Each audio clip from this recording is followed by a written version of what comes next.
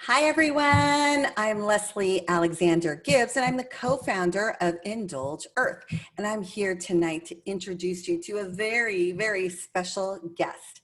But first, let me tell you why she is here. So most of you already know that our promise is to deliver the highest quality vegan CBD skincare products on earth. But our purpose is to provide income opportunities for women around the world. So here today to talk about how your Indulge Earth purchase helps empower women out of poverty is the founder of the Prirana Orphanage in Nepal, Uma. Hello, Uma. How are you? Hi, Leslie. Thank you. I'm good. Good, good. You look so pretty tonight. Do you look at that? Isn't that funny? We're both in red. Yeah, I was going to say that. It's It's like we lovely. planned it. That's funny. Well, I guess I should say good morning to you because, it's what, 7:30 here in Arizona, but what time is it in Nepal? It's 8 in the morning now. Oh, okay. Well, good morning. Good morning. You look so refreshed. Yes. So I would love, we are just so excited to be a part of, your orphanage that you started. And, I feel like I know the children because I've been watching them grow up through the years but the world doesn't. Not all the Indulge Earth people know about you and the orphanage. So I'd love to tell them more about it. So why don't we start with, what made you decide to start an orphanage? Well, it's a long story. I mean, it's something, something different. You might find it something different than others because I started the orphanage in my college life when I was studying my social studies, and it's the it was in my heart to help children, and I was going to volunteer to work as a volunteer in different orphanages in Nepal.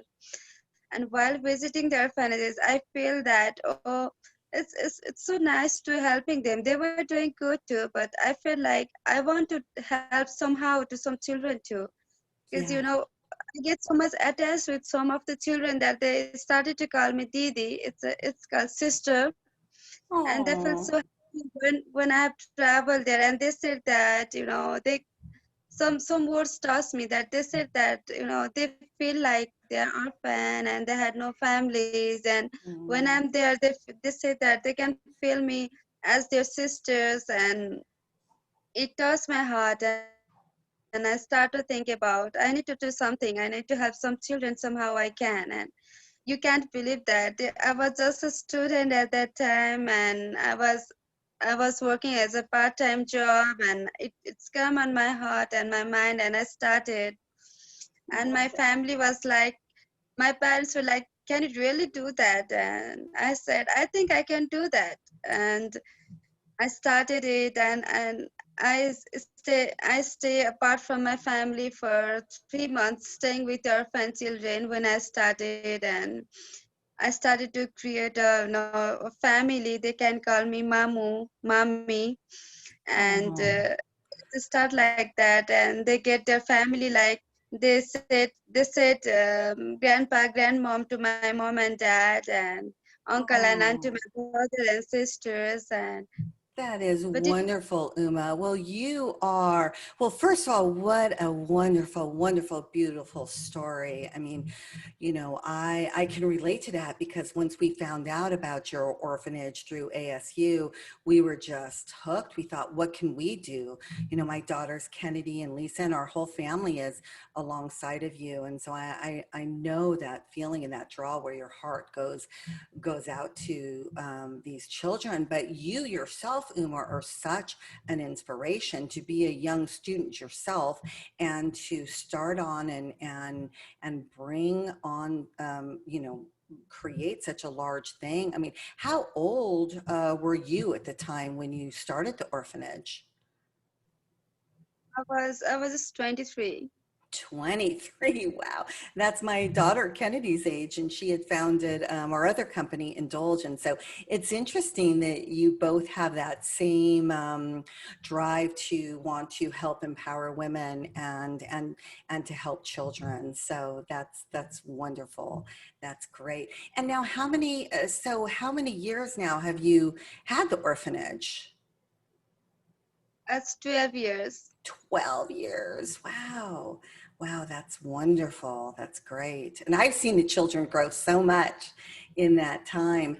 So, because we've spoke before and you've told me so many stories of the children, and it's just absolutely heartbreaking. So I just want to know, like, how did you feel when you first heard about the children in Nepal being abandoned? How did you feel about that? I feel really bad because, without having unfortunate conditions and difficult situations, nobody want to abandon their children. And most of the children, I believe that, they come from the mother who can't take care of them because they don't have income and their husband left them, or their husband, they go abroad and never send money like that, and they have to work, they have to take care of themselves, and they believe that leaving the children could make their life better, or maybe the children go to some, maybe the children will taken care by someone else, and like that. So it's I feel very awful for them, having my own children. After having my, at that time I was a single, and now I have two girls from myself, and after having my children I would never leave children like that. So it might be something difficult situations that make them to leave the children like that. I feel very Yeah, sad. absolutely. I can't even imagine not being able to support your children and then, leaving them abandoned, hoping that somebody else will find them and care for them and that they will have a better life. That's got to be just so, you feel so And hopeless. one situation, in Nepal, it's like it's very difficult to get job for the women who are uneducated, and it's very difficult because they are not paid like a man when they go to work in daily wages. So they are not paid like a man. Men get more money than the women when they work as a labor or something like that. It's very hard for them too. Yeah, yeah, I understand.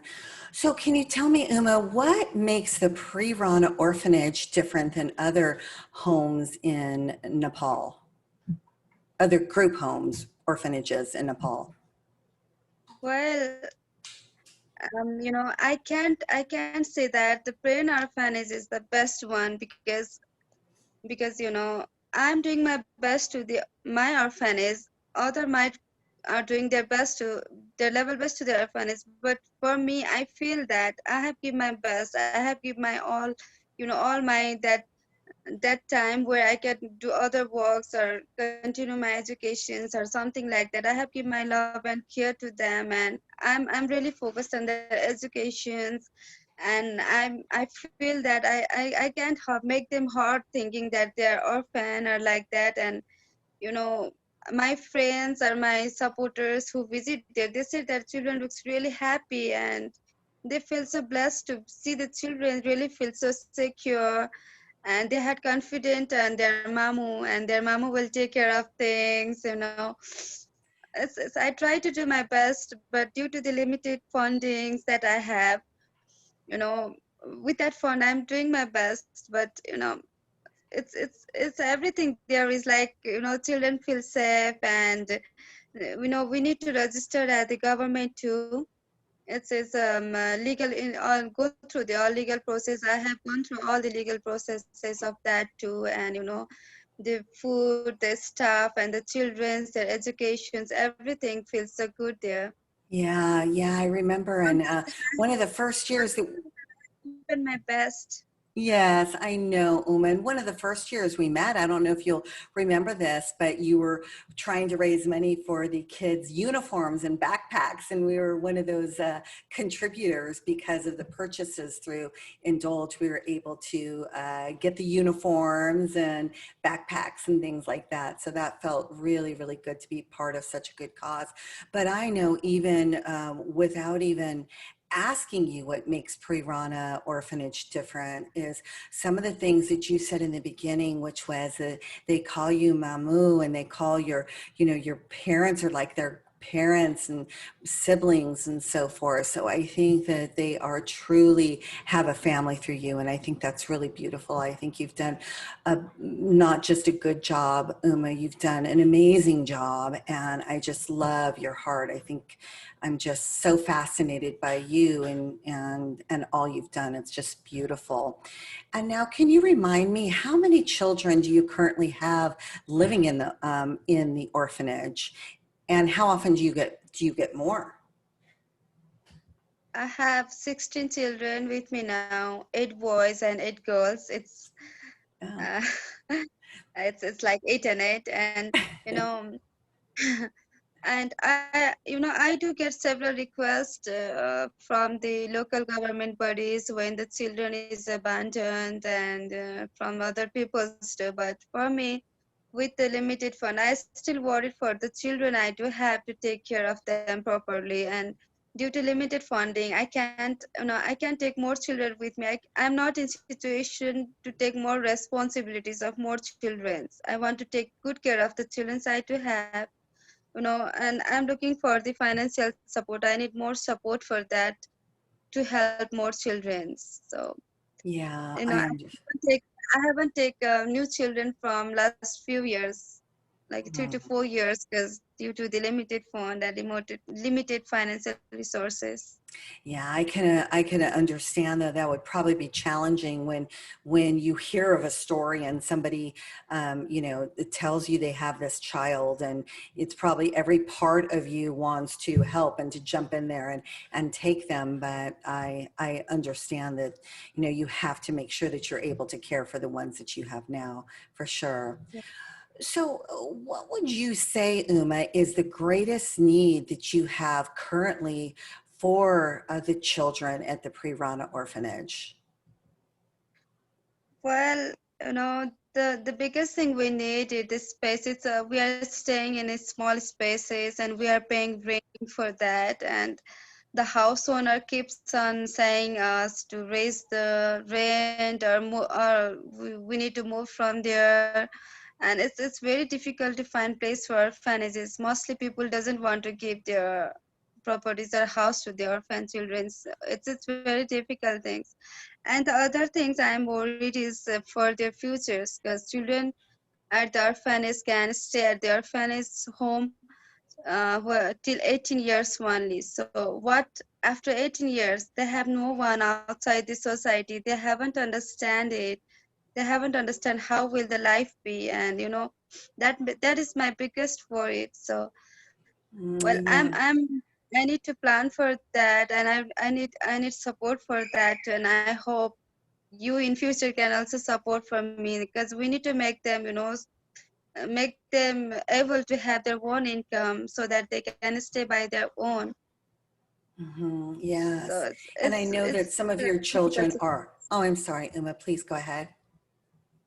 Yeah, no, I'm done, please.